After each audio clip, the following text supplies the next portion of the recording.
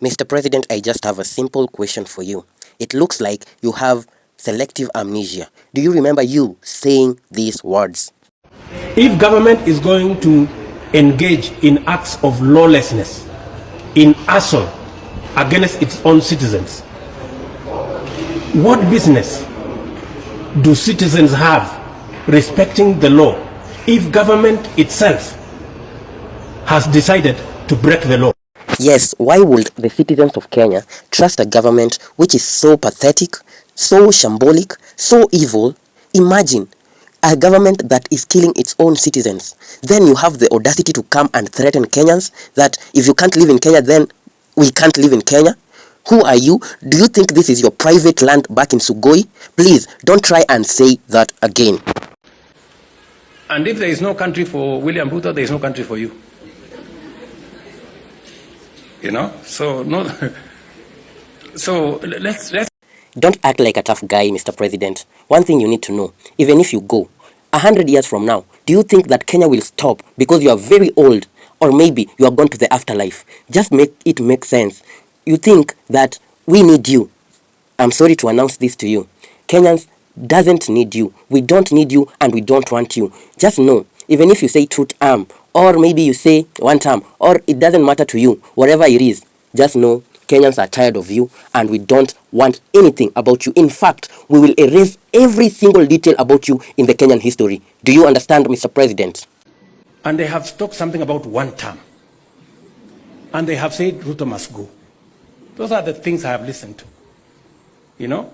And therefore, I want to ask them this. Because if you truly love Kenya, as you say, don't burn your country. Let me answer you, Mr. President. First of all, we are not burning the country down. One thing you need to understand, people just need something to change. We just need better governance. We just need people who have Kenyan interests at heart, not people who are looting, who are siphoning, who are selfish. How can you dare appropriate yourself or allocate yourself 12 billion while the children are allocated 3 billion? Imagine 10 million pupils allocated 10 million, yet you're there, one person, 12 billion for state house. Then you think that we can't see? Where? If you are telling us you truly love this nation, don't be part of the problem. Figure out how we are going to get solutions.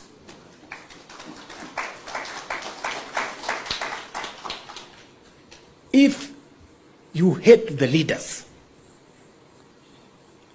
I want to tell you, hate brings conflict. Conflict brings violence. Violence is not a solution to unemployment, is not a solution to any of the challenges that Kenya is facing. So, if your strategy is anchored on hate for other people, for leaders, how are you going to provide a solution for our nation? If your protest and demonstration is anchored on hate for others, we must be honest, we must be candid with ourselves as a nation, because what is going on in these streets, people think it is fashionable because there, take selfies, post on social media. Point of correction, Mr. President. You think this young generation is stupid? You are saying they are just taking selfies? My friend, you need to know better. You say you have a PhD, then something small like that, you can't even understand what they are doing. One thing I want to educate you as a learned friend. Just know, those pictures they take can or will be used against you in the court of law. Just know that. I want you to know that. Be aware of that. Everything you do, every atrocity you take on the Kenyan people. We had your crony, your this person by the name of Kipchumba Murkomen saying that police should shoot to kill. That is evidence piling up. So don't think they are stupid. It is just a calculation and a matter of time. Be warned and be ready. I want to tell you, Wakenya wengi wataki kukusikia. Even me, sitaki kukusikia. Endo waambia hao watu wako, your sycophants, wenye wanaimba 10 bila break. If we continue that way, they will finish with the small enterprises in downtown. They will move. They will be in Kileleshwa. They will be in Lavington. They will be in Karen. They will be everywhere. And we shortly will not have a country. I don't know whether that is the direction we want to go. You really don't have to worry, because Kenya is a developed country. Not very, but somehow developed. We have cameras everywhere. Even people have phones. So those people looting or maybe stealing, doing all sorts of things in peaceful protests, they should be taken to court. They should be arrested or apprehended, taken to court and jailed, because those are not people who are fighting for what we are fighting for. So please, don't give us that, we know what you're doing. We know how the government maybe is sponsoring. We have heard that, the governor did this and that. We have heard how mercenaries are hired. We have seen videos and how people are mobilized and given money to come and destroy, loot, and do everything so that the protests may seem as if they are bad. But we are watching. And if it's a question of terms, the Constitution already has sorted out and settled the issue of terms. Terms are limited. You can either be 1 term, you can be 2 term, maximum. And please don't forget, it can also be a half term or maybe a quarter term. And if you're so lucky, a 3/4 term. It doesn't have to be 1 term or 2 term. Don't act like you don't know that Rigathi Gachagua was impeached and you were the orchestrator or maybe the mastermind. So don't act like you don't know. Things can go south quickly and really quickly. You cannot have more than that. So what is this craze about terms? The Constitution already provides for those terms. So please, let us look for the solutions of our challenges. And solutions cannot be found in terms. Solutions are found in strategy and a plan. Don't speak like someone chewing mirror.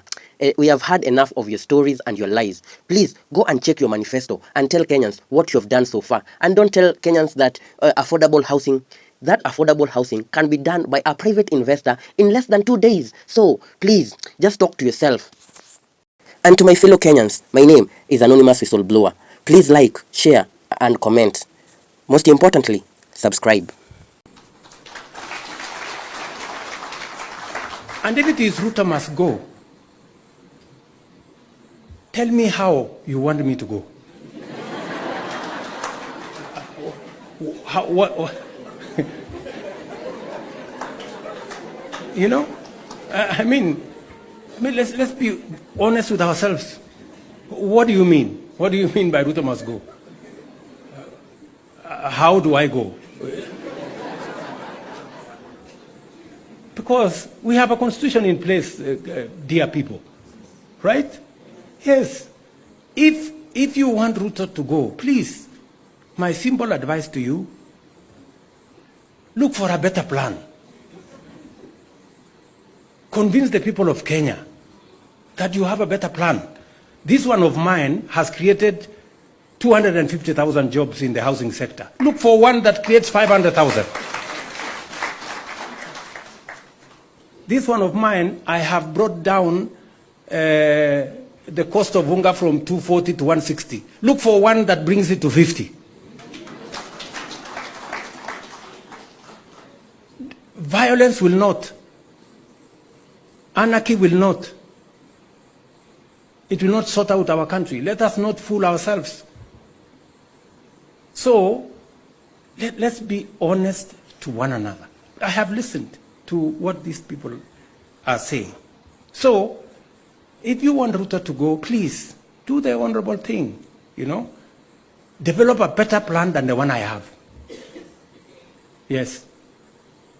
The one that creates more jobs than the one I have. The one that brings down the cost of living than the one I have. The one that creates more opportunities for the young people of Kenya than the one that exists. Do not tell us that you hate so-and-so. This one must go. That one must have this term or the other. And you have no strategy. I have said, you cannot replace a plan that is working that you don't like with no plan. The only thing you have, you are armed with hate and violence. And then you want us to agree with you? Really? Please.